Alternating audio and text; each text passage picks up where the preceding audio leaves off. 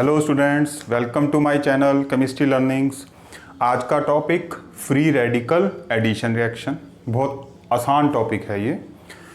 Free radical addition reaction के नाम से पता चल रहा है कि फ्री रेडिकल का पहले जनरेशन होगा, फिर वो ऐड होगा जहाँ पे पाई बॉन्ड होगा। पहले मैं आपको कुछ एग्जांपल्स दे देता हूँ।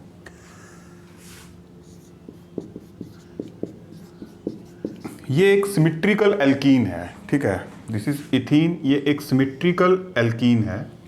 अगर इसमें मैं कोई भी हैलोजन एसिड ऐड करता हूँ, हैलोजन एसिड कोई भी हो सकता है, HCl हो सकता है, HBr हो सकता है, हाइड्रोआयोडिक एसिड हो सकता है, कोई भी हो सकता है इनमें से। इन द सॉल्वेंट कौन सा? Carbon tetrachloride. तो हमें पता है, सीधी सी बात है, एक हाइड्रोजन इस कार्बन के साथ चला जाएगा, हाइड्रोजन इसके साथ चला जाएगा, जहां मर्जी लगा सकते हैं क्योंकि ये सिमेट्रिकल एल्कीन है। तो यहाँ पे मैं हाइड्रोजन लगा देता हूँ और यहाँ पे मैं हैलोजन लगा देता हूँ, ठीक है। अगर मैं अनसिमेट्रिकल एल्कीन लेता हूँ तो आपको पता होगा स्टूडेंट यहाँ पे क्या होता है। तो यहाँ पे कौन सा रूल इंप्लीमेंट होता है? Markovnikov rule. क्या होता है मार्कोनिकॉफ रूल?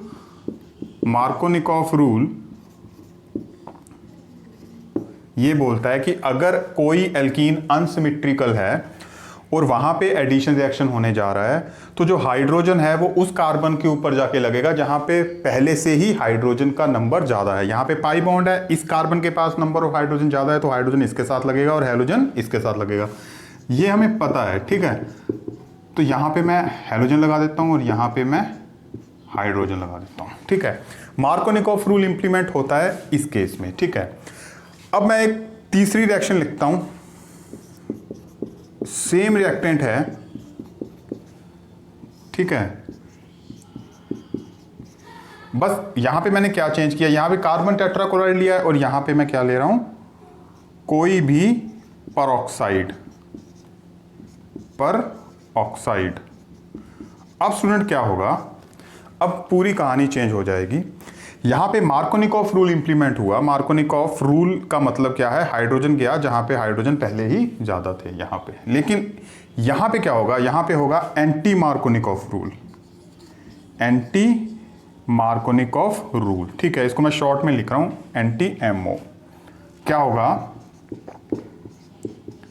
ये हाइड्रोजन अब उस कार्बन के पास जाएगा जहां पे नंबर ऑफ हाइड्रोजन कम है। तो मैं यहां पे लगा देता हूं इसको, और हैलोजन कहाँ जाएगा? यहाँ पे, ठीक है। तो इसको हम बोलते हैं एंटी मार्कोनिकॉफ रूल, और परऑक्साइड इफेक्ट भी बोलते हैं इसको, परऑक्साइड इफेक्ट, ठीक है।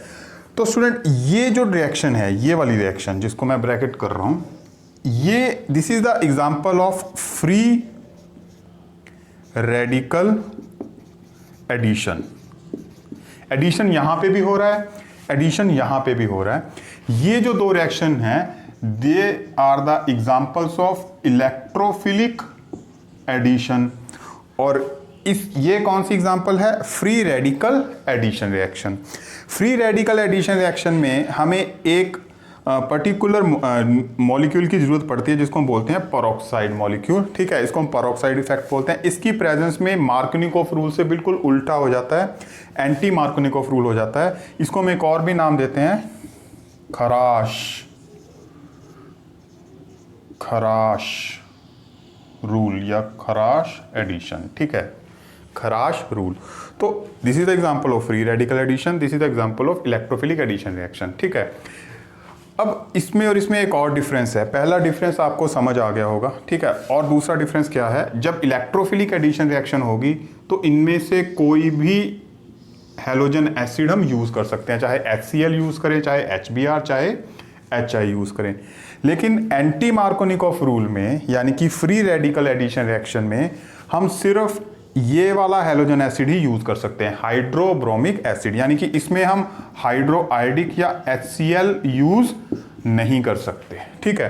तो दो एलिजिबिलिटीज हैं फ्री रेडिकल एडिशन के लिए। एक तो HBr होना चाहिए जो एडिशन करने जा रहा है, दूसरा परऑक्साइड की प्रेजेंस चाहिए। अगर इन दोनों में से कोई भी एक एब्सेंट है तो आप समझ लो उसमें मार्कोनिकॉफ रूल इंप्लीमेंट हो जाएगा और वो क्या बन जाएगा? Electrophilic addition reaction. मैं आपके सामने कुछ एग्जांपल्स लिख देता हूं इसकी, फिर उसके अब हम कुछ एग्जांपल्स पढ़ते हैं फ्री रेडिकल एडिशन रिएक्शंस की। ये जो मॉलिक्यूल है जो अभी मैंने पहले बनाया, ये हमें पता है ये क्या है, ये अनसिमेट्रिकल एल्कीन है, ठीक है। अगर इसमें मैं HCl ऐड करता हूं in the presence of carbon tetrachloride, तो मैंने अभी क्या बताया था, यहां पे कौन सा रूल इंप्लीमेंट होगा, मार्कोनिकॉफ रूल इंप्लीमेंट होगा ऑब्वियसली, ठीक है। तो हाइड्रोजन कहां जाएगा, जहां पे पहले ही हाइड्रोजन के नंबर ज्यादा हैं यहां पे, और हैलोजन कहां जाएगा जहां नंबर ऑफ हाइड्रोजन कम है। ये हमें मार्कोनिकॉफ ने पहले ही बता दिया था, ठीक है।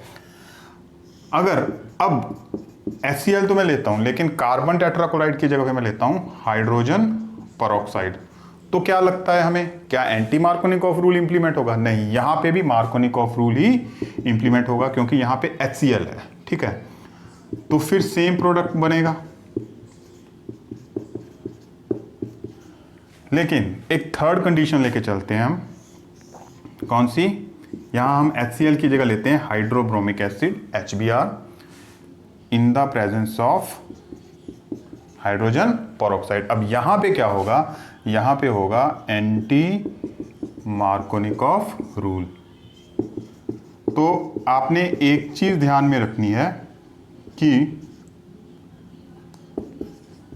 यहां पे लगेगा H, ठीक है। तो हाइड्रोजन किसके पास गया एंटी मार्कोनिकॉफ रूल में, जहां पे नंबर ऑफ हाइड्रोजन कम थे इस कार्बन के पास, ठीक है। तो ये एंटी मार्कोनिकॉफ रूल है। This is the example of free radical addition, ठीक है। और ये एग्जांपल है इलेक्ट्रोफिलिक एडिशन रिएक्शन की, ठीक है। ठीक है स्टूडेंट, अब क्या हमें दो एलिजिबिलिटी समझ आ गई एंटी मार्कोनिकॉफ रूल को इंप्लीमेंट करवाने के लिए। एक तो HBr का होना जरूरी है, ठीक है, दूसरा परऑक्साइड का होना जरूरी है। अगर यहाँ HCl HI कुछ भी ले लेंगे इसके अलावा तो मार्कोनिकॉफ रूल हो जाएगा, इलेक्ट्रोफिलिक एडिशन हो जाएगा।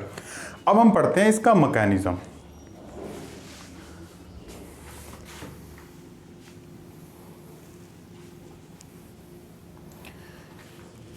मैकेनिज्म में क्या होगा,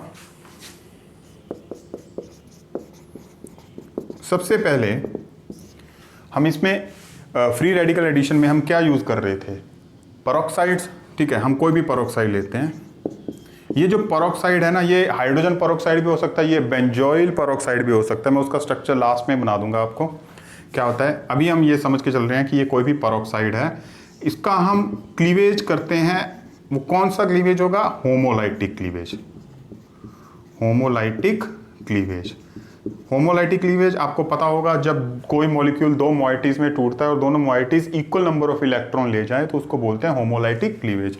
अब होमोलाइटिक क्लीवेज कहां से होगा, यहां से होगा। इसको हम बोलते हैं परऑक्साइड ग्रुप। ऑक्सीजन के साथ जब ऑक्सीजन लगा इसको बोलते हैं परऑक्साइड ग्रुप। यहां से होगा होमोलाइटिक फिजन। तो हमें दो इस तरह के फ्री रेडिकल मिलेंगे, ठीक है। ये फ्री रेडिकल्स हैं। फ्री रेडिकल क्या होते हैं, जिनके ऊपर कोई भी चार्ज नहीं होता, लेकिन उनकी आउटर मोस्ट ऑर्बिटल में एक अनपेयर्ड इलेक्ट्रॉन होता है। दे आर वेरी रिएक्टिव क्योंकि इनकी वैलेंसी पूरी नहीं है। तो ये जो फ्री रेडिकल है ये क्या करेगा, फ्री रेडिकल हैलोजन एसिड जो है हमारे पास हाइड्रोब्रोमिक एसिड, इसके साथ रिएक्ट करेगा ऑब्वियसली। अब जो फ्री रेडिकल है वो कंपेल करेगा कि इस मॉलिक्यूल का भी होमोलाइटिक फिजन हो, यानी कि एक इलेक्ट्रॉन हाइड्रोजन अपने साथ ले जाए और एक इलेक्ट्रॉन ब्रोमाइड अपने साथ ले जाए, ब्रोमीन अपने साथ ले जाए। यहां पे भी मैं लिख देता हूं होमोलाइटिक फिजन होगा। तो क्या होगा, ये H जो है वो इसके साथ चला जाएगा, ROH, साथ में क्या निकल जाएगा, bromide free radical, bromine free radical, sorry bromine free radical. Bromide तो Br नेगेटिव होता है, this is bromine free radical. अगर या इसके ऊपर कोई चार्ज होता ना ये फ्री रेडिकल की जगह, तो इसका हेट्रोलाइटिक फिजन होता, ठीक है। लेकिन अब ये फ्री रेडिकल है तो ये इसका भी होमोलाइटिक फिजन करेगा और यहां से एक और फ्री रेडिकल का जनरेशन होगा। कौन, ब्रोमीन फ्री रेडिकल। अब ये ब्रोमीन फ्री रेडिकल क्या करेगा, ब्रोमीन फ्री रेडिकल यहां जाएगा इसके पास। मैं इसको दूसरे पे बना देता हूं, जगह कम है।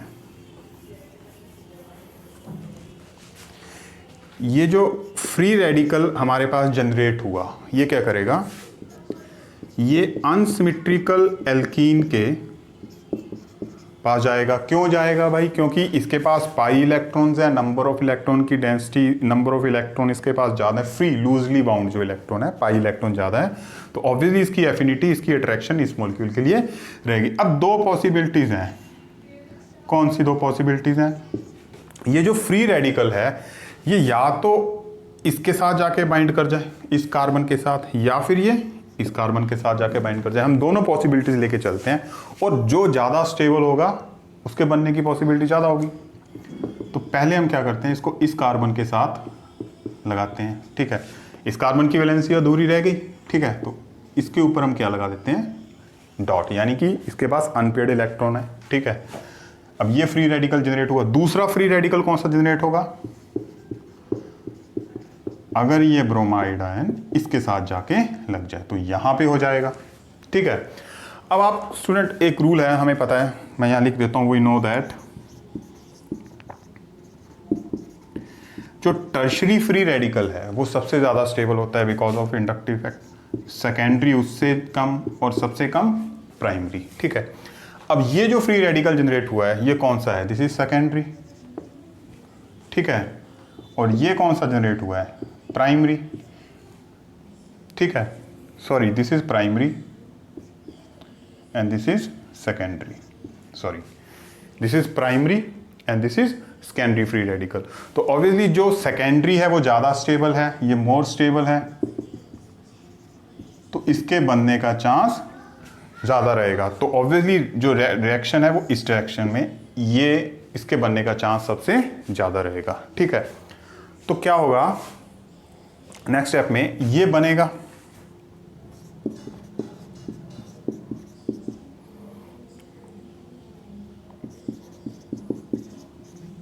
इस तरह से सेकेंडरी फ्री रेडिकल।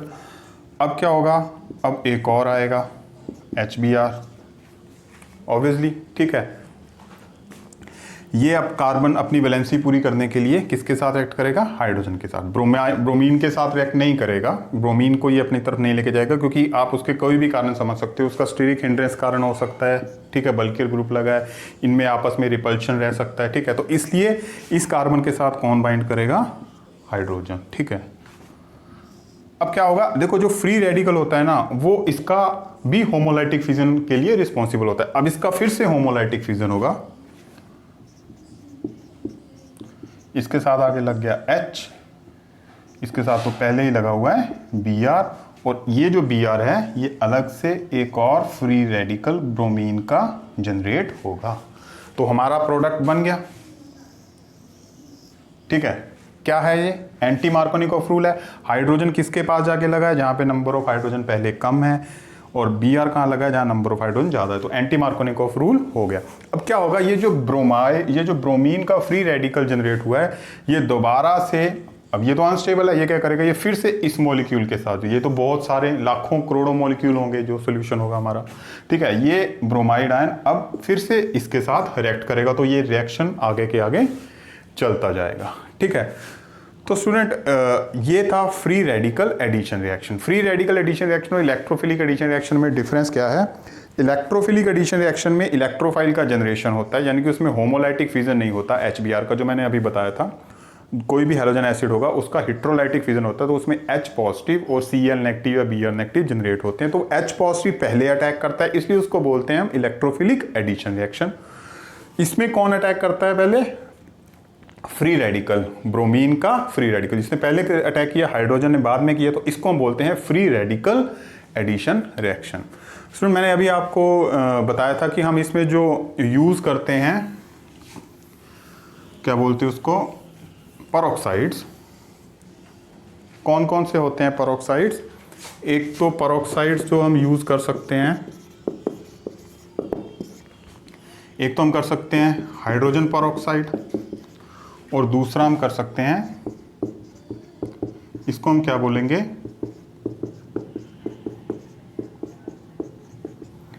इसको बोलते हैं बेंजोइल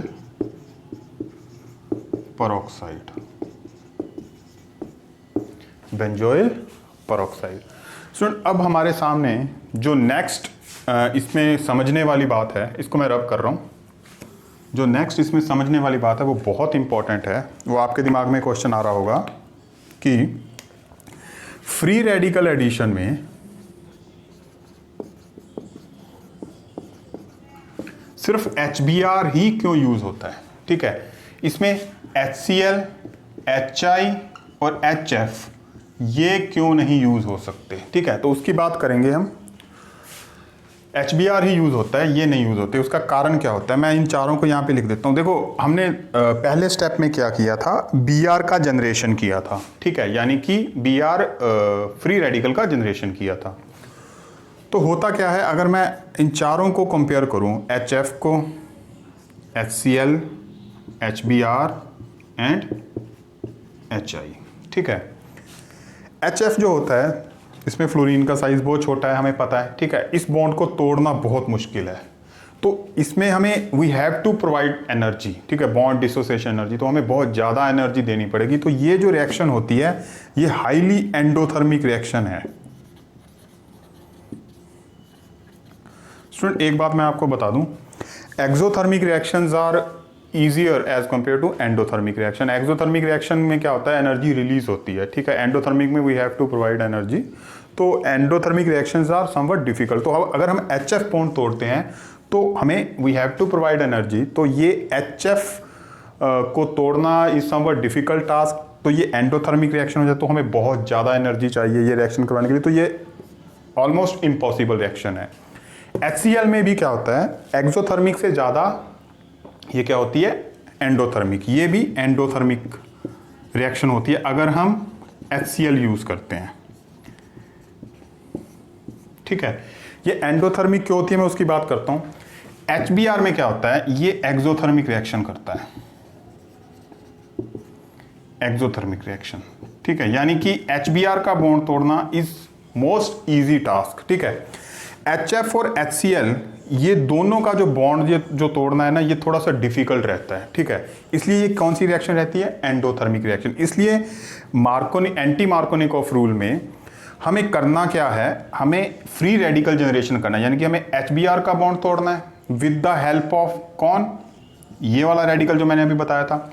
ये इसका बॉन्ड तभी तोड़ेगा अगर ये बॉन्ड थोड़ा सा टूटने में आसान होगा। ठीक है, अगर ये बॉन्ड बहुत स्ट्रॉन्ग है जैसे कि HF में और HCl में, तो RO will not be able to break this bond. तो इसका मतलब हमें बहुत ज़्यादा एनर्जी देनी पड़ेगी। तो इसलिए ये रिएक्शन क्या हो जाती है, एंडोथर्मिक, चाहे HF का केस हो चाहे HCl का केस हो। लेकिन HBr के केस में क्या होता है, ये बॉन्ड आसानी से टूटता है, इतना स्ट्रॉन्ग बॉन्ड नहीं होता। तो इसलिए यहाँ से Br फ्री रेडिकल का जनरेशन बहुत आसानी से होता है। इसलिए ये रिएक्शन HBr की प्रेजेंस HBr के साथ ही होती है। अब आपके दिमाग में आएगा कि HI से क्यों नहीं होती। HI का बॉन्ड तो और भी वीक होगा। इसमें एक और फैक्टर आ जाता है, कौन सा, साइज ऑफ आयोडीन। आयोडीन का साइज हमें पता है फ्लोरीन, क्लोरीन, ब्रोमीन से बड़ा होता है। तो उसका साइज बड़ा होने की वजह से ये रिएक्शन को, ये भी बॉन्ड नहीं टूटता आसानी से। तो ये भी किस में कन्वर्ट हो जाता है, एंडोथर्मिक रिएक्शन में। ठीक है, तो हमें पता है जब रिएक्शन एक्सोथर्मिक होगी तभी वो आसानी से होगी, जब रिएक्शन एंडोथर्मिक होगी तो वो रिएक्शन बहुत ही मुश्किल हो जाएगी। तो यहाँ पे साइज बड़ा होता है आयोडीन का, इसलिए ये वाला बॉन्ड तोड़ना बहुत मुश्किल हो जाता है। और अगर कहीं आयोडीन फ्री रेडिकल की फॉर्म में निकल भी जाए तो ये आपस में ही बॉन्ड बना के आयोडीन मॉलिक्यूल में बहुत जल्दी से कन्वर्ट होता है। ठीक है, तो कुल मिला के कहना क्या चाहता हूं मैं कि जब HBr यूज करेंगे तो एक्सोथर्मिक रिएक्शन होगा, यानी कि HBr का बॉन्ड तोड़ना आसान होगा। तो ब्रोमीन फ्री रेडिकल का जनरेशन भी आसान होगा और फ्री रेडिकल एडिशन आसानी से हो जाएगा। बाकी तीनों में क्या होगा, एंडोथर्मिक रिएक्शन होगा, बॉन्ड बहुत स्ट्रॉन्ग है या आयोडीन का साइज बहुत बड़ा है, तो यहां से फ्री रेडिकल का जनरेशन नहीं होगा। तो इसलिए ये रिएक्शन मुश्किल हो जाएंगे। आई होप आपको समझ आ गया होगा। अगर कोई दिक्कत है, समझ नहीं आ रहा या मैंने सही ढंग से एलेबोरेट नहीं किया, ठीक है, तो आप प्लीज़ कमेंट सेक्शन में अपना सजेशन ज़रूर दें। थैंक